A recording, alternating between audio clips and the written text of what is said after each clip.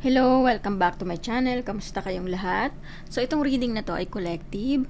Paalala lang din, hindi lahat ay makaka-resonate sa reading na to. So, take what resonate and leave what doesn't. So, ibig sabihin kung hindi ka naka-resonate at hindi na-pick up yung energy mo, ibig sabihin hindi para sa'yo ang reading na to. So, tingnan natin kung ano ba yung makikita nating message ngayon.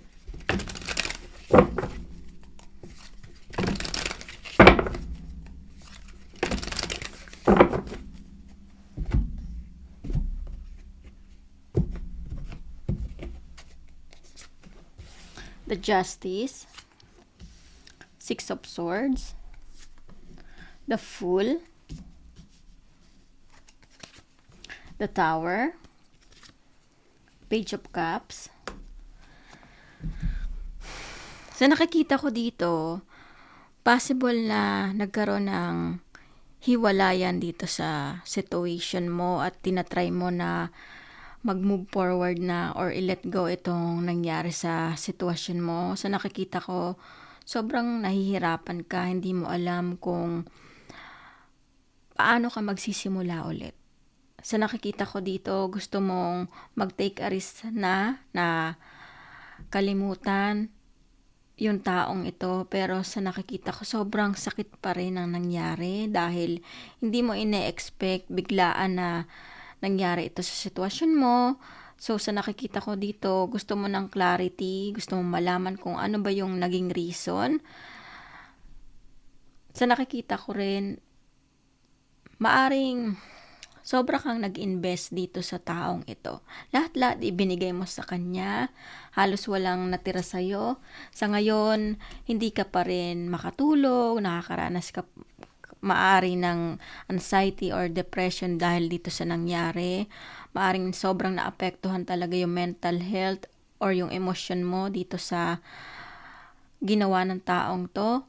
At gusto mong matapos na to, pero hindi mo alam kung sino yung taong iintindi or makakaunawa sa'yo. So, sa nakikita ko dito,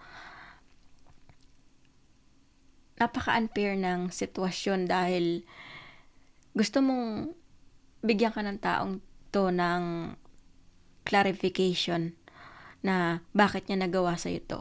Madami kang katanungan na hindi man lang ibinigay yung sagot nitong taong to. So, ito yung nakikita ko dito na pinipilit mo yung sarili mo na makabangon ulit, pero mahirap pa rin para sa'yo na tanggapin yung nangyari dito sa sitwasyon na ito. 7 of Wands, saka nakikita ko rin dito, maaring binalak ka ng taong to or hindi na nakipag-usap.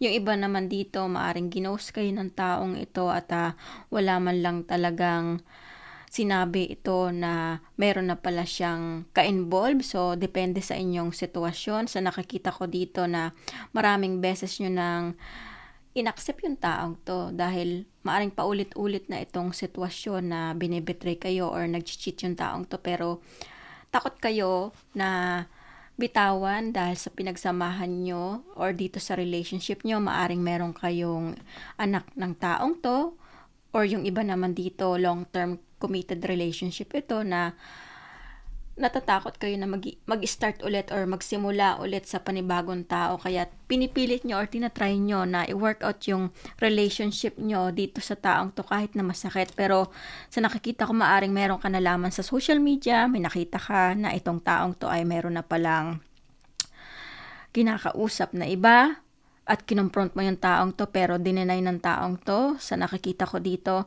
ito yung reason kung bakit nagkaroon kayo ng problema or nakipaghiwalay yung taong to at hindi mo matanggap dahil lahat naman ginawa mo para sa kanya. Nagsakripisyo ka, lahat pati pangarap mo, ibinigay mo sa taong to yung panahon mo, pero ganito yung sinukli. The Magician, sa nakikita ko rin dito, iniisip mo na kaya mo itong malampasan, pero may mga bagay pa rin na hindi ka maintindihan kung saan ka nagkulang, ano yung pagkakamali mo, dahil sa nakikita ko dito, lahat-lahat talaga ininvest mo sa taong ito. Kahit na ubos ka na, wala nang natira sa sarili mo na pagmamahal. Lahat inalay mo dito sa taong to para lang hindi ka niya iwan or kumbaga hindi makapag-isip yung taong to na lokohin ka, pero ganito pa rin yung ginawa ng taong to. The Hangman, sa nakikita ko rin dito, confused ka pa rin sa sitwasyon, ang dami pa rin gumugulo sa isipan mo, sobrang nag-o-overthink ka sa nangyari, at ang nakikita ko dito na mahirap pa rin sa'yo na i-let go itong sitwasyon mo dahil sobrang mahal na mahal mo yung taong ito. So, tingnan natin kung minahal ka ba talaga ng taong ito or ginamit lang.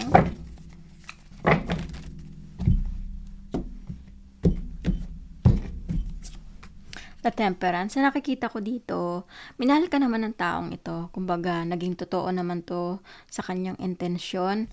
Kaya lang, may mga bagay pa rin talaga na hindi kayang isakripisyo ng taong ito para sa inyong relasyon. Gusto ng taong ito talaga na piliin yung temptation kesa ayusin itong relationship nyo, dahil maaring may mga bagay na hindi na kayo nagkakaintindihan parte sa inyong sitwasyon, na paulit-ulit na lang na nagsusumbatan sa isa't isa. So, sa nakikita ko dito na gusto ng taong ito na piliin na yung makakapagpasaya sa kanya.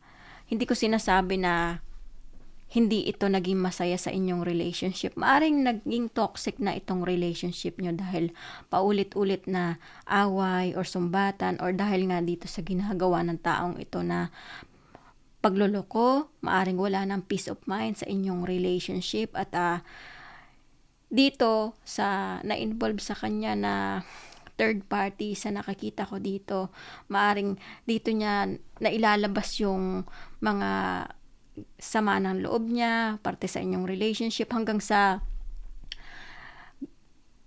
nabuhos yung loob niya dito sa taong ito. Kumbaga, ito yung nakikita ko na naging reason, at unti-unting nagbago yung taong ito or naging malamig sa inyong relationship. Pero sa nakikita ko dito, meron pa rin naman pagmamahal yung taong ito. Kaya lang nga, maaring gusto niya na talagang tapusin itong relationship nyo, dahil nga more on yun na nakikita niya na lang na mahirap nang i-work out itong sitwasyon nyo dahil sa paulit-ulit na pagtatalo. So, tingnan natin kung ano ba yung ma-advise dito sa iyong sitwasyon.